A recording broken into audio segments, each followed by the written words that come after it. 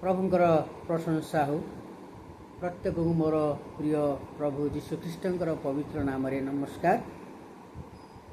एवं मु प्रत्येक को मोर सांग मान बंधु मान को स्वागत करे। प्रभुंकर वाक्य को आने जीवा पूर्व आसतु आने प्रथमे मुंड नुआई आने प्रार्थना करवा।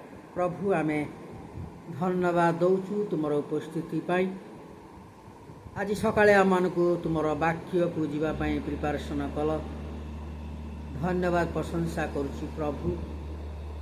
प्रार्थना करे प्रभु मु मोर प्रिय सांग माने बंधु मान निमंते प्रत्येक तुम से पवित्र हस्त स्पर्श करी परिपूर्ण आरोग्य दे आशीर्वाद कर एवं प्रत्येक तुम्हें तुम वाक्य दे समान को तुम्हें परितृप्त कर बोली मु निवेदन करुच्ची।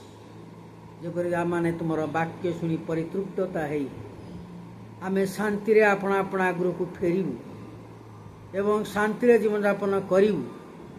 मोर बंधु माने मोर सांग माने प्रत्येक जबरी शांति रे जीवन यापन करेंगे। प्रभु ये आशीर्वाद दियो। धन्यवाद सही समस्त प्रार्थना केवल त्राणकर्ता प्रभु यीशु का पवित्र नाम रे मागिलु आमेन। आसतु आमाने प्रभुंकर वाक्य को जीवा। गीत संहिता 105 अध्याय 1 रु आमाने 5 पद पर्यंत पढ़ा।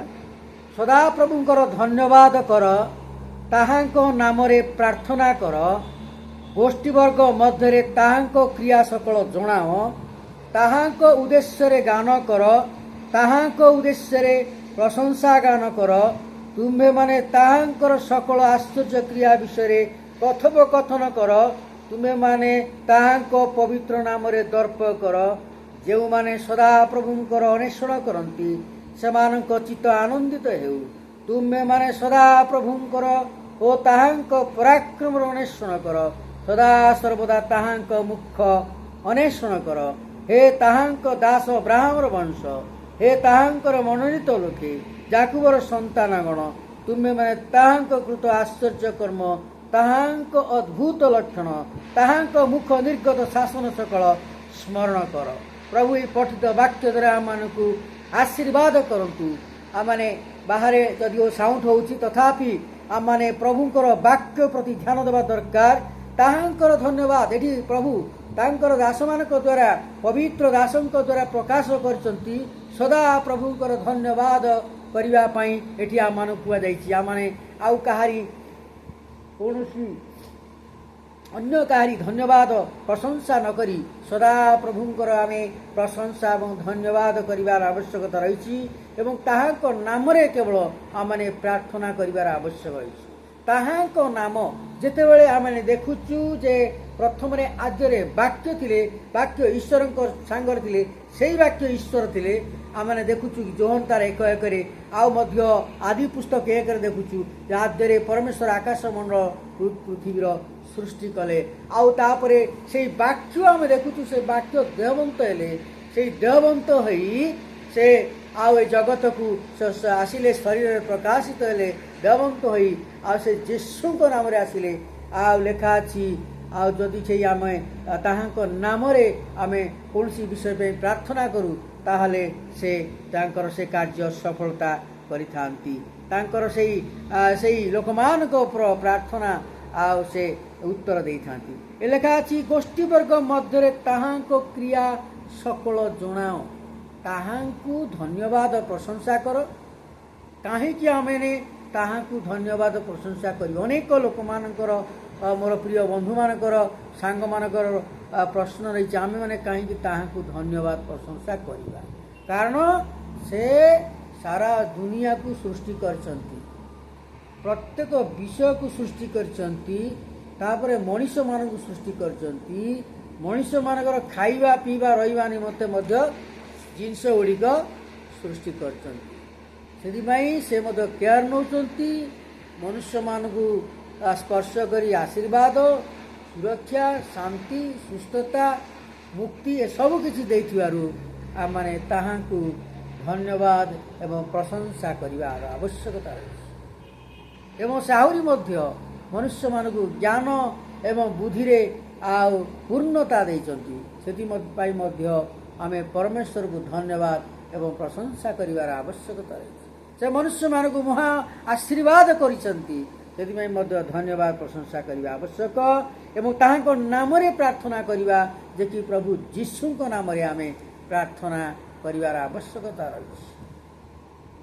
କାହିଁକି ଆମେ ଯୀଶୁଙ୍କ ନାମରେ ପ୍ରାର୍ଥନା କରିବା? ନା ପରମେଶ୍ୱର ଯୀଶୁଙ୍କ ନାମରେ ସେ ଆସିଥିଲେ। ଆଉ ଲେଖା ଅଛି ଗୋଷ୍ଠୀ ବର୍ଗ ମଧ୍ୟରେ ତାହାଙ୍କ କ୍ରିୟା ସକଳ ଜଣାଉନ। ପରମେଶ୍ୱର ଯେ ଆଶ୍ଚର୍ଯ୍ୟ ଭାବରେ ଏ ଜଗତରେ ସବୁ ନଦୀ ନାଳ ପାହାଡ଼ ପର୍ବତ ବଣ ଜଙ୍ଗଲ ପଶୁ ପକ୍ଷୀ ସମୁଦ୍ର ଏସବୁ କିଛି ମନୁଷ୍ୟ ଲାଷ୍ଟରେ ମନୁଷ୍ୟ ସୃଷ୍ଟି କରି ସେ ବିଶ୍ରାମ ନେଲେ। ଆଉ 6 ଦିନରେ ସବୁ ସୃଷ୍ଟି କରି ତିଆରି କରି ସେ 7ମ ଦିନରେ ବିଶ୍ରାମ ନେଲେ। ଏଠି ଆମେ ଦେଖୁଛୁ ପୃଥିବୀଟାକୁ ସବୁ ସୃଷ୍ଟି କରିଛନ୍ତି ପରମେଶ୍ୱର। ସେଥିପାଇଁ ତାହାଙ୍କର ଯେଉଁ କ୍ରିୟା କାର୍ଯ୍ୟ ଗୁଡ଼ିକ ସେ ସୃଷ୍ଟି କରିଛନ୍ତି, ଯେଉଁ ବିଷୟ ଗୁଡ଼ିକ, ସେଥିପାଇଁ ଆମେ ସେଇ କାର୍ଯ୍ୟ ସକଳ ଲୋକମାନଙ୍କୁ ଆମକୁ ଜଣେଇବା ପାଇଁ ପଡ଼ିବ।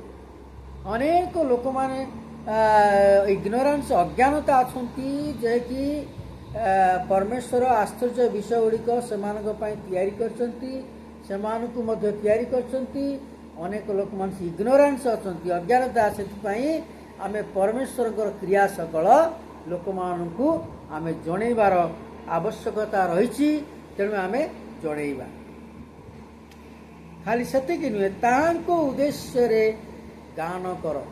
ପ୍ରଭୁଙ୍କ ଉଦ୍ଦେଶ୍ୟରେ ନୂଆ ନୂଆ ଗୀତ ଗାଇ ଆଉ ପ୍ରଭୁଙ୍କର ପ୍ରଶଂସା ଏବଂ ଧନ୍ୟବାଦ କରିବା ଆବଶ୍ୟକତା ରହିଛି।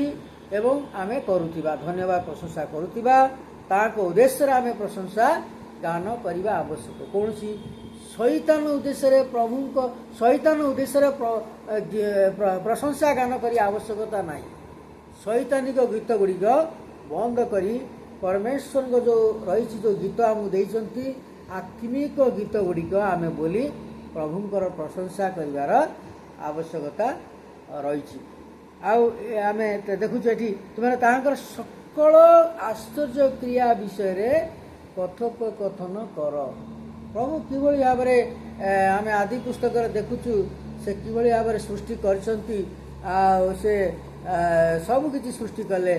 ସୂର୍ଯ୍ୟ ଚନ୍ଦ୍ର ନକ୍ଷତ୍ର ପାଣି ପବନ ନଦୀ ନାଳ ପାହାଡ଼ ପର୍ବତ ପଶୁ ପକ୍ଷୀ ଜଳଚର ପ୍ରାଣୀ ଜଳ ସ୍ଥଳ ସବୁକିଛି ପଶୁ ଏବଂ ମନୁଷ୍ୟ ସବୁଗୁଡ଼ିକ ଯେଉଁ ସୃଷ୍ଟି କରି ଲେଖା ହେଇଛି, ଆଶ୍ଚର୍ଯ୍ୟ କ୍ରିୟା ବିଷୟରେ ଆମେ ଆଲୋଚନା କରିବାର ଆବଶ୍ୟକତା ରହିଛି। ଲେଖା ଅଛି ତୁମେ ତାହାଙ୍କ ପବିତ୍ର ନାମରେ ଦର୍ପ କର। କାରଣ ଆମମାନେ ଯେତେବେଳେ ପରମେଶ୍ୱରଙ୍କୁ ପାଇଛୁ ବା ପରମେଶ୍ୱରଙ୍କର ସେଇ ଆଶୀର୍ବାଦ ବା ସେଇ ମୁକ୍ତିର ଜୀବନ ଆମମାନେ ପାଇଛୁ। ଆଜି ଜଗତର ଅନେକ ଲୋକମାନେ ସେଇ ମୁକ୍ତିର ଜୀବନ ସକାଶୁ ଆଉ ଲେଖା ଅଛି, ଆଉ ତାହାଙ୍କର ସେଇ ପବିତ୍ର ନାମ ଦ୍ୱାରା ମନୁଷ୍ୟ ମୁକ୍ତ ପାଏ। ଯୀଶୁଖ୍ରୀଷ୍ଟ ହେଉଛନ୍ତି ପବିତ୍ର ନାମ। ପ୍ରଭୁ ଯୀଶୁଙ୍କ ନାମ ହେଉଛି ପବିତ୍ର ନାମ। ସେଇ ପବିତ୍ର ନାମକୁ ଡାକିଲେ ଜଣେ ପବିତ୍ର ହେଇପାରିବ, ମଧ୍ୟ ସେ ମୁକ୍ତି ପାଇପାରିବ। ସେଥିପାଇଁ ତାହାଙ୍କ ପବିତ୍ର ନାମରେ ଆମମାନେ ଦର୍ପ କରିବାର ଆବଶ୍ୟକତା ରହିଛି। ଆମେ କୌଣସି ନଦୀରେ ଆମେ ବୁଡ଼ ପକାଇଦେଲେ ଗାଧେଇଲେ ଆମେ ପବିତ୍ର ହେଇଯିବା ନାହିଁ କି ମୁକ୍ତି ପାଇବା ନାହିଁ। ଆଉ କୌଣସି ଜାଗାକୁ ଆମେ ଯାଇକି ତୀର୍ଥ କଲେ ଆମେ ମୁକ୍ତି ପାଇପାରିବା ନାହିଁ। କେବଳ ଆପଣମାନେ ଯେଉଁ ଜାଗାରେ ଅଛନ୍ତି, ଯେଉଁଠି ଅଛନ୍ତି, ଯେଉଁ ଘରେ ଅଛନ୍ତି, ସେଇ ଘରେ ଯଦି ଆପଣମାନେ ଆଣ୍ଠେଇକିରି ସେଇ ପବିତ୍ର ନାମ, ଯେକି ଯୀଶୁଙ୍କ ନାମ ଧରି ଡାକିବେ, ଆପଣ ପରିତ୍ରାଣ ପାଇବେ ଆଉ ମୁକ୍ତି ପାଇବେ। ଆପଣଙ୍କର ସୁବିଧା ନିମନ୍ତେ ଆପଣ ପ୍ରାର୍ଥନା କରିବେ। ଯେପରି ଯେଉଁ ଅସୁବିଧା ଗୁଡ଼ିକ ରହିଛି ବା ଆପଣମାନେ ସେଇ ସୁବିଧା ରହିବା ପାଇଁ ବା ମୁକ୍ତି ପାଇବା ପାଇଁ, ଯେଉଁ ମୁକ୍ତିର ପଥରେ ଆମେ ଚାଲୁନାହୁଁ, ଯେଉଁ ମୁକ୍ତି ପାଇବା ପାଇଁ ଅସୁବିଧା, ମଣିଷର ମୁଖ୍ୟ ଅସୁବିଧା ରହିଛି ପାପ। ସେଇ ପାପରୁ ମୁକ୍ତି ପାଇବା ପାଇଁ ଯେତେବେଳେ ଜଣେ ସେଇ ପବିତ୍ର ନାମ, ଯେକି ଯୀଶୁଙ୍କ ନାମ ଧରେ, ସେ ମୁକ୍ତି ପାଏ ଏବଂ ସେ ମଧ୍ୟ ପରମେଶ୍ୱରଙ୍କ ଠାରୁ ଆଶୀର୍ବାଦ ପାଏ ଆଉ ସେ ପାପରୁ ମୁକ୍ତ ହୋଇଯାଇଥାଏ। ତେବେ ଆମେ ସେଥିପାଇଁ ଆମମାନଙ୍କୁ କୁହାଯାଇଛି ତୁମେ ତାହାଙ୍କ ପବିତ୍ର ନାମରେ ଦର୍ପ କର। ଯେଉଁମାନେ ସଦାପ୍ରଭୁଙ୍କର ଅନ୍ୱେଷଣ କରନ୍ତି ସେମାନଙ୍କ ଚିତ୍ତ ଆନନ୍ଦିତ ହଉ। ସଦାପ୍ରଭୁଙ୍କର ଅନ୍ୱେଷଣ, ଯେଉଁମାନେ ଆଜି ସଦାପ୍ରଭୁଙ୍କର ଅନ୍ୱେଷଣ କରୁଛନ୍ତି, ଯଦି ଯୀଶୁଖ୍ରୀଷ୍ଟ ଯେ ସଦାପ୍ରଭୁ ତାହାଙ୍କର ଅନ୍ୱେଷଣ କରୁଛନ୍ତି, ସେମାନଙ୍କର ଚିତ୍ତ କେତେ ଆନନ୍ଦିତ ହେବ, ସେମାନଙ୍କର ହୃଦୟ କେବେ ଆନନ୍ଦରେ ଆଉ ପ୍ରବାହିତ ହେବ। ଲେଖା ଅଛି ତୁମେ ସଦାପ୍ରଭୁଙ୍କର ତାହାଙ୍କର ପରାକ୍ରମର ଅନ୍ୱେଷଣ କର। ସଦାପ୍ରଭୁଙ୍କର ଅନ୍ୱେଷଣ କରିବା ପାଇଁ କୁହାଯାଇଛି, ସଦାପ୍ରଭୁଙ୍କ ପଛେ ପଛେ ଚାଲିବା ପାଇଁ କୁହାଯାଇଛି। ଆଉ ତାହାଙ୍କର ଯେଉଁ ପରାକ୍ରମ, ତାହାଙ୍କର ଯେଉଁ ଶକ୍ତି, ତାହାଙ୍କର ଯେଉଁ ମହାପରାକ୍ରମ ରହିଛି ପରମେଶ୍ୱରଙ୍କର, ଆଉ ସେଇ ମହାପରାକ୍ରମର ଯେତେବେଳେ ଆମେ ଅନୁସରଣ କରୁ, ସେଇ ମହାପରାକ୍ରମର ଶକ୍ତି ସେ ଆମମାନଙ୍କୁ ମଧ୍ୟ ଦେଇଥାନ୍ତି। ଆମମାନଙ୍କର ଦୁର୍ବଳତା ଦୂର କରି ଆମମାନଙ୍କୁ ମଧ୍ୟ ମହାଶକ୍ତି ଦେଇଥାନ୍ତି। ଆଜି ପ୍ରତ୍ୟେକ ବିଶ୍ୱାସୀଙ୍କୁ ପରମେଶ୍ୱର ତାଙ୍କର ପବିତ୍ର ହସ୍ତ ସ୍ପର୍ଶ କରି ମହାଶକ୍ତି ଦେଇଥାନ୍ତି, ମହାଶକ୍ତି ଦେଇଛନ୍ତି। ଯେମିତି ଯେପରି ସାମସନ୍ ଆଉ ପ୍ରଭୁଙ୍କୁ ଯେତେବେଳେ ପ୍ରାର୍ଥନା କଲା, ହେ ପ୍ରଭୁ मेरेको शक्ति दिए, मेरेको शक्ति दो। हाँ आओ सामसन प्रभु मते शक्ति दियो। आओ युद्ध करने समय से प्रार्थना करथिला, आओ पहले प्रभु मते दया कर शक्ति दियो। आओ प्रभु पुनर्बार ताकू स्पर्श करी महाशक्ति आओ देइथिले।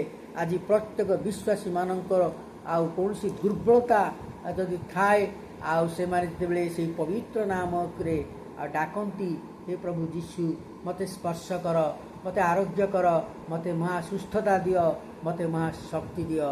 आ प्रभु ताको स्पर्श करिवे, आ ताको महाशक्ति देवे, महासुस्थता देवे, आउ तार समस्त प्रकार रोग दूर कर देवे। लेखा अछि आ जो माने ताहा प्रभुंकर सदा प्रभुंकर अन्वेषण करंती सेमानको चित्त आनंदित हेबो।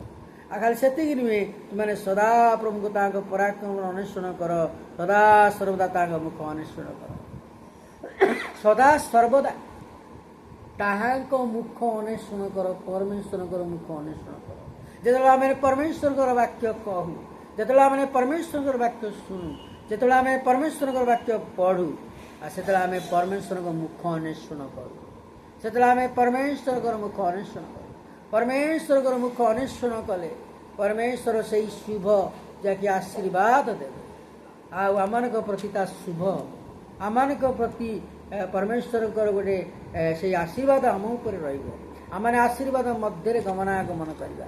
परमेश्वर आशीर्वाद मध्य, परमेश्वर से आनंदित मध्य, परमेश्वर से सांत्वना मध्य, परमेश्वर से